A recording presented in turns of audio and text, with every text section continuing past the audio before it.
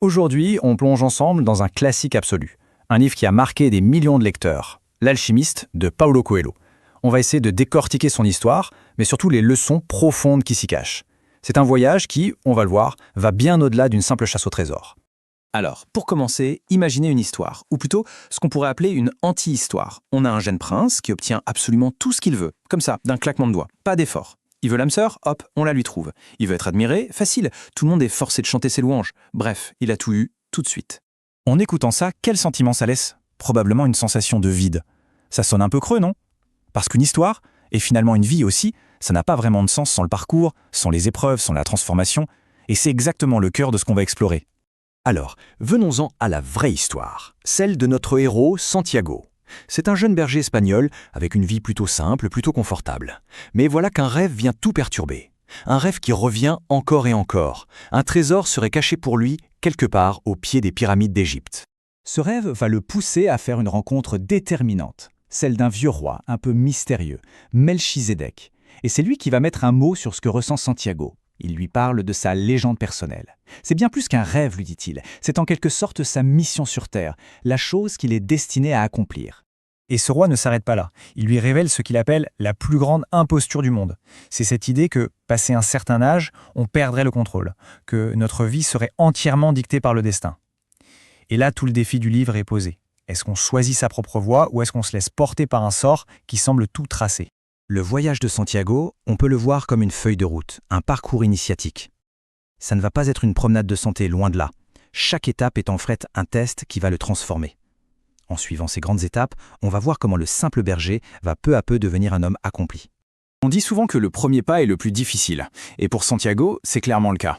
Il doit faire un sacrifice énorme. Il vend tous ses moutons. C'est-à-dire qu'il vend sa sécurité, son confort, en fait toute la vie qu'il a toujours connue. Il plaque tout pour se lancer dans l'inconnu. Et cet inconnu, eh bien, il l'accueille avec une sacrée claque. À peine arrivé en Afrique, à Tanger, bim, il se fait duper et voler tout son argent, tout. Imaginez la scène, il est seul, sans un sou, dans un pays dont il ne parle même pas la langue. Mais c'est là que tout se joue, dans sa réaction. Au lieu de s'effondrer, il choisit de ne pas se voir comme une victime. Il se dit « Ok, je suis un aventurier, et ça, c'est mon premier obstacle. » Ce qui aurait pu être la fin de l'aventure devient en fait une étape cruciale. Il ne se contente pas de survivre, il apprend. Il passe une année entière à travailler pour un marchand de cristal. Il apprend la patience, la résilience, et surtout, il commence à déchiffrer ce que le livre appelle les signes de l'univers. Une fois qu'il a refait sa fortune, il aurait pu tout simplement rentrer chez lui. Mais non, il continue. On entre alors dans la deuxième phase de son voyage, et là, les enjeux montent d'un cran. Il traverse le désert du Sahara et finit par atteindre une oasis, une sorte de refuge au beau milieu d'une guerre tribale.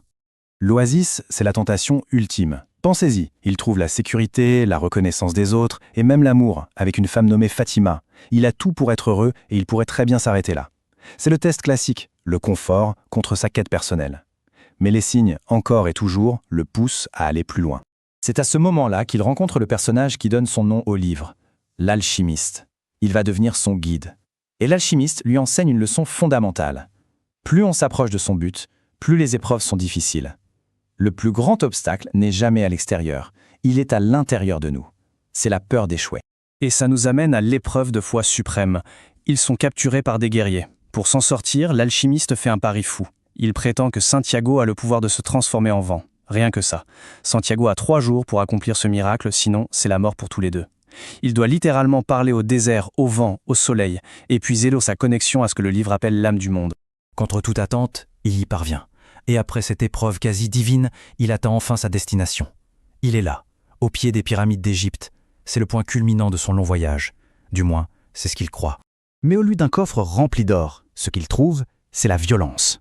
Il se met à creuser. Et des voleurs le surprennent, le rouent de coups et le laissent pour mort. Et comme si ça ne suffisait pas, le chef des voleurs se moque de lui, de son histoire de rêve stupide qui l'a mené jusqu'ici. Et c'est à ce moment précis, au fond du trou, que tout bascule. Pour bien lui montrer à quel point les rêves sont idiots, le chef des voleurs lui raconte son propre rêve récurrent, celui d'un trésor caché, en Espagne, dans une vieille église en ruine, là où un sycomore a poussé, l'endroit exact d'où Santiago est parti. La révélation est incroyable, presque cruelle. Le trésor physique a toujours été chez lui. Alors la question qu'on se pose tous, c'est mais pourquoi? Pourquoi faire tout ce chemin, endurer toutes ces épreuves pour apprendre que la solution était au point de départ? C'est là qu'on touche à la leçon philosophique la plus importante du livre. Cette citation du psychanalyste Carl Jung résume parfaitement l'idée. Recevoir une connaissance, une richesse, sans avoir fait le travail intérieur pour l'accueillir, ça peut être déstabilisant et même dangereux. Au début de son histoire, Santiago n'était tout simplement pas prêt à trouver ce trésor. Il n'aurait pas su quoi en faire. La parabole du fils prodigue illustre très bien ce concept.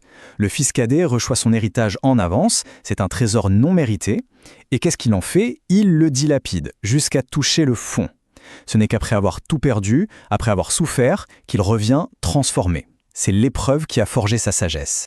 Et ce principe de la sagesse méritée, on le voit partout. Il y a ces histoires de gagnants de loterie qui finissent ruinés, incapables de gérer une fortune tombée du ciel.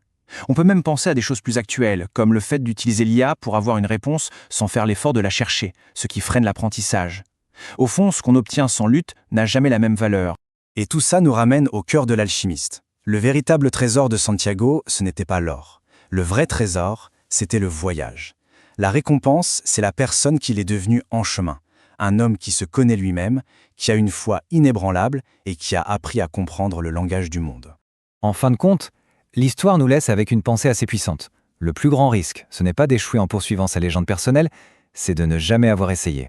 Le prix des luttes et des efforts, c'est peut-être simplement le prix à payer pour ne pas avoir à rencontrer un jour, face à face, cette version de nous-mêmes que l'on aurait pu devenir.